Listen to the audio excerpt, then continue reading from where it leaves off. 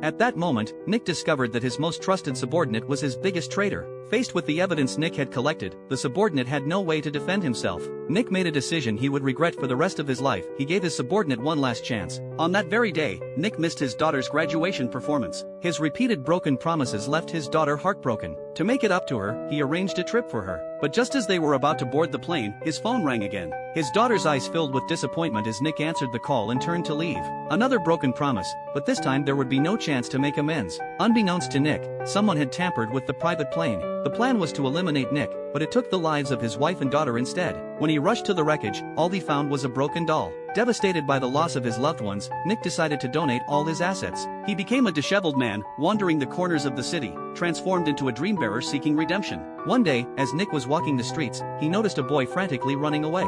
The boy had a bag slung over his shoulder that didn't belong to him. Nick caught up to the boy and brought him to the woman who had lost her bag, pleading with her to forgive the boy. He said that the one who forgives is the greatest beneficiary, not the one being forgiven. The boy politely returned the bag to the wealthy woman. Those simple words taught the woman about forgiveness and giving, while the boy learned about integrity and gratitude. The boy used the money given to him by the woman to treat his new friends to a hearty meal. In just a few short days, Nick had saved many people, but he wasn't satisfied. He began to frequent public places, criticizing people for being in debt due to excessive consumption and for only daring to express their opinions through keyboards, not in public. His statements sparked widespread discussion and touched on the interests of some capitalists. The attendees were all wealthy entrepreneurs. They all looked disdainful, believing this must be another novel dose of chicken soup for the soul. But after Nick's soul-searching questions, the room fell silent. Nick revealed that he too was once an entrepreneur, with over 200 companies to his name. However, behind the glamour lay endless anxiety, friends driven away by the pursuit of fame and fortune, and loved ones left disappointed by his neglect. True success is never just built on accumulated wealth. No one's life is a smooth path.